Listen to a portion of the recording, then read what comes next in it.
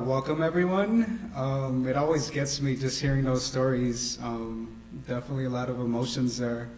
So my name is Krsna Avila, and like Kathy said, I'm the Legal Services Manager for E4FC. As undocumented students, allies, and human beings, our emotions and our experiences, and definitely our stories, as you all heard right now, are very much affected by policies and laws that give us rights or the lack thereof. Right now we'll be talking about briefly over the Deferred Action for Childhood Arrivals, DACA, which is on everyone's minds right now. And again, this is a really brief introduction. We encourage you to participate in our 2 sessions. It's called Beyond Deferred Action, Immigration Laws, Policies, and Benefits for Undocumented Students. But yeah, this is definitely a victory, a first victory, many to come. It took about 10 or more years of struggle for this to come, and we're very grateful, but definitely pushing forward for more this year. And with that said, I'll invite my colleague Marilia Zellner to give us the legal aspects of deferred action. Great. Thank you. Again, hi and welcome. My name is Marilia Zellner, and I'm the Legal Services Supervisor with E4FC's Immigration Program. So I wanted to thank everybody again for coming. We're really excited to be able to talk about DACA. It's been an amazing year, and so I wanted to just quickly jump into things. Okay, so we wanted to start by reflecting on why is DACA important.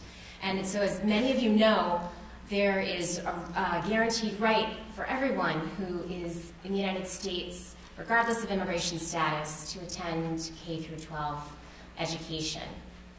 And so we encourage students to do their best in school. And then in California, in particular, we have in-state tuition and financial aid options that are available to some many undocumented youth. But until DACA, there was no way to actualize that education and form it into a profession. And so now we have this window of opportunity where we'll talk more about that, in the idea being that people can actually use their background, their knowledge, and continue contributing to our society. And so in particular, DACA Deferred Action for Childhood Arrivals was announced by President Obama on June 15th of this year. And we want to pause here for a moment and just clarify a couple of things. Why DACA is important, but its limitations, because it's really not the end of the struggle. And the first point is that DACA is not a law or a presidential order, and so why is that important? Why does that matter? So many of us were surprised by the announcement and feeling like, wow, where did that come from? It seemed to come out of nowhere. And it was a change in the administration's policy, but the administration has had that power all along to be able to announce DACA.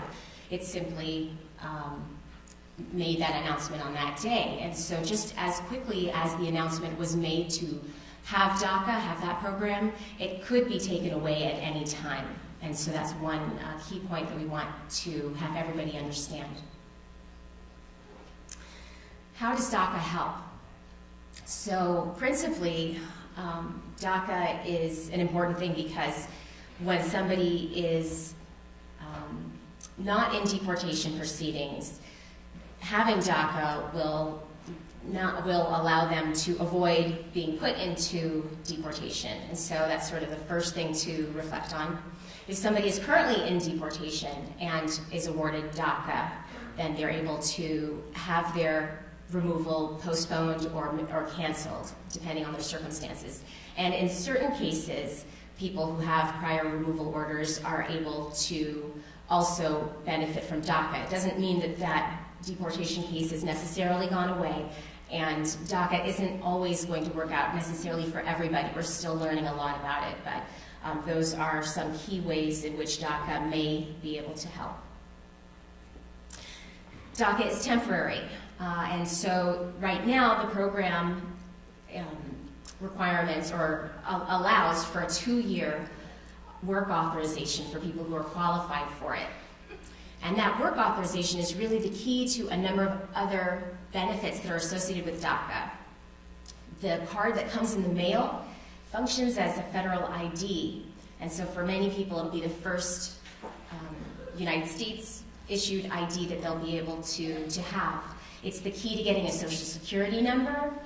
And for many people, it will be the key to traveling domestically through airlines more safely, and also key in many states to being able to get a state ID or a driver's license. Now, I think this slide is very important because, again, DACA is not the end of the struggle.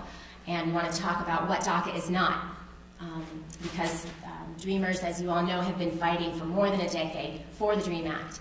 And so we want to just pause and understand that DACA is not the DREAM Act. It falls far short of any version of the DREAM Act that Congress has contemplated in the past. It's not a legal immigration status. Just, I think, yesterday, actually, the administration made an announcement. They update their frequently asked questions page at their USCIS webpage, and they made some adjustments or clarifications, but this one is still the case that DACA is not a legal status. It is a way that people won't collect unlawful status, but the legal distinction is still there, and we'll talk about it more in the breakout session, our breakout session for immigration.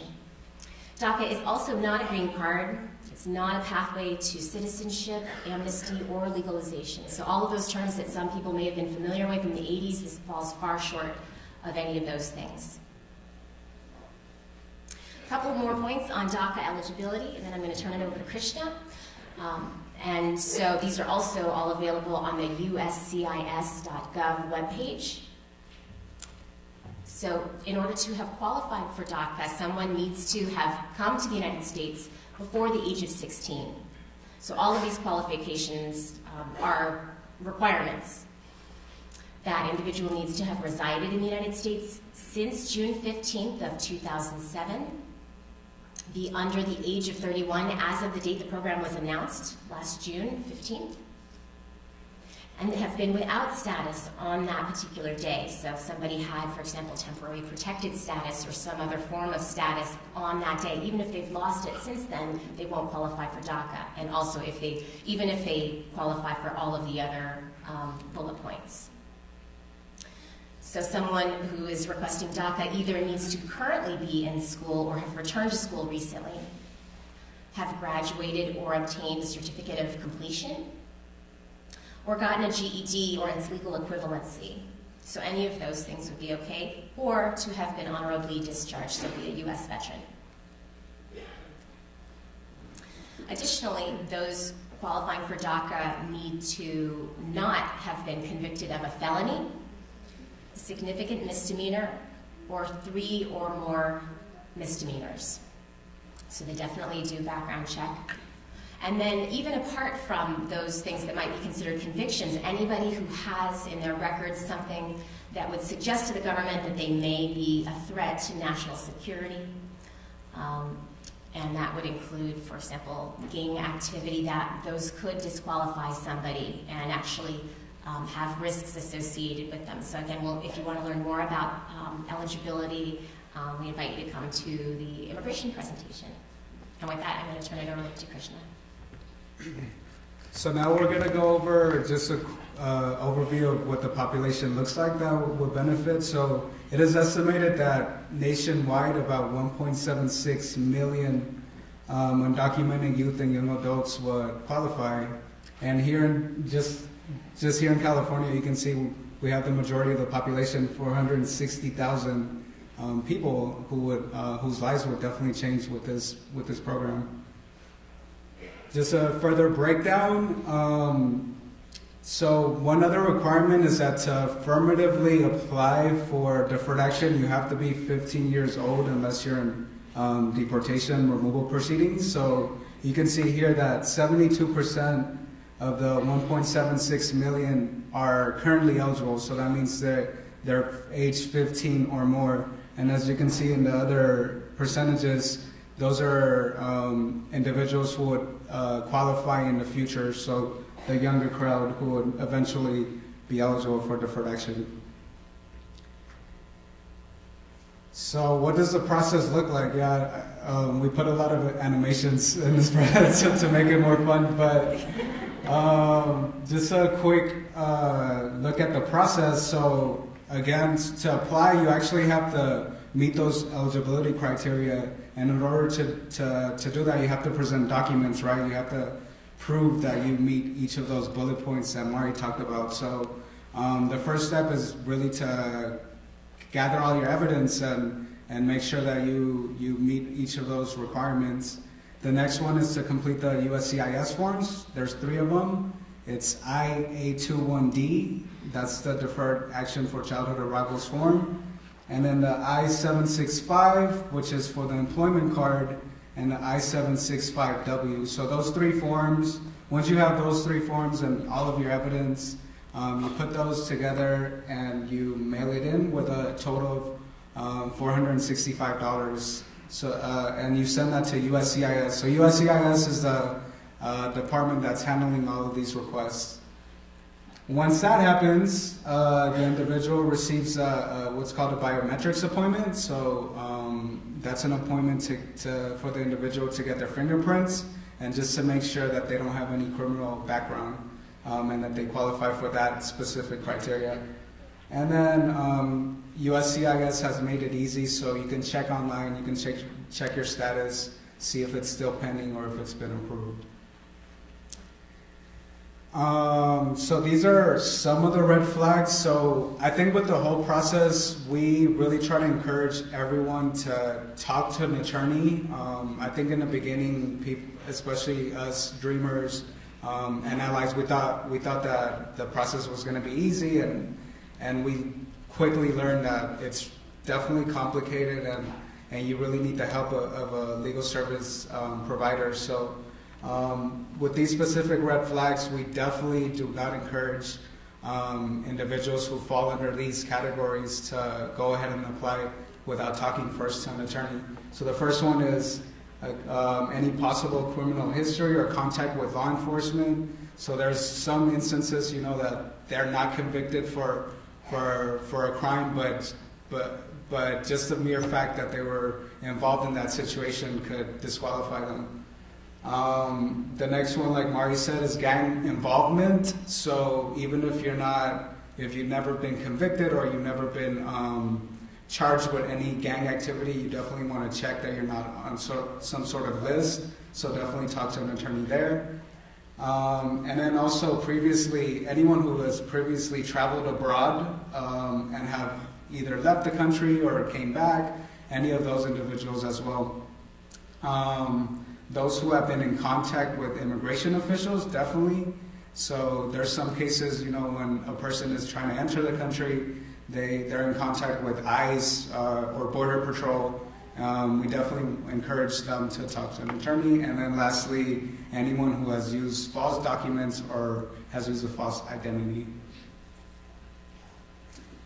So now we want to highlight some of the resources, especially as educators. You're always getting asked where should students go to get help, and I think we should mention that as educators, you should know where the tools are. You're really not there to provide legal advice, or really not there to tell them whether or not they're eligible, but really the job is to get them to people who can answer those questions. So here in E4FC, we have a lot of resources for deferred action specifically. So the first one, and we'll go into details in our individual session, but the first one is our Dreamer intake service. So this is a way for undocumented youth and young adults throughout the country to fill out a free online intake form on our website, e4fc.org.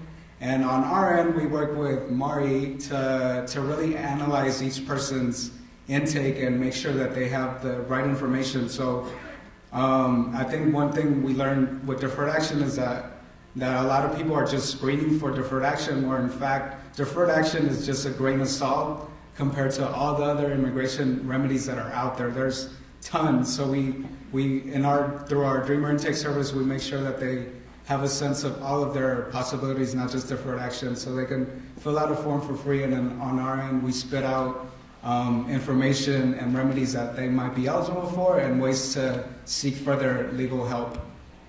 The next one is Deferred Action for Childhood Arrivals Educator Toolkit. So we're really excited. We just got that out this week. It's actually part of your package. We printed it out for you all. So for this toolkit, we went around and interviewed a lot of educators throughout the country and really wanted to get a sense of how they're dealing with deferred action requests, especially since you are all at the forefront of the implementation. So we interviewed them, got their sense, and then also tailored a lot of frequently asked questions for you guys based on all the questions that we've been getting from educators.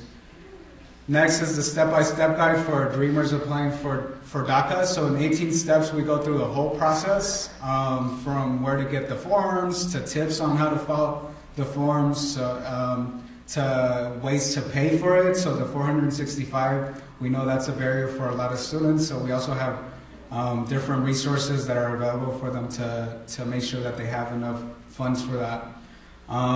The comparison chart of benefits and rights, which we also released this week, it compares the different benefits and rights based off of immigration status. So whether or not you're undocumented, a DACA holder, an LPR, a U.S. citizen, we have a nice chart, and I think you guys have that in your packets today too. And then lastly is the Beyond Deferred Action Guide. So like I said, there's a lot of remedies out there. I think in our intake service, we've received over 1,000 intakes since we started our program. And we've seen a pattern. We've seen about 25% of those, including me, which I'll talk about in our individual sessions too. There's remedies, and 25% of those undocumented students have a pathway to permanent residency. And then lastly, just other resources, is uscis.gov/childhood arrivals. So that's where you find all the forms. They have their own FAQs. And then another really great website, we have a table just dedicated for this one, weownthetodream.org. And you can talk to Matthew, who's here today, I believe, to get more information on that. I guess lastly, this is the last slide. I am still undocumented, and like we've been saying throughout our presentation and then throughout the presentations today, a lot of students feel that this is not the end, and especially with deferred action, this is only temporary. So we really want to fight, and a lot of students still feel that urge, and we have that energy to keep going. So there goes our information, and thank you so much.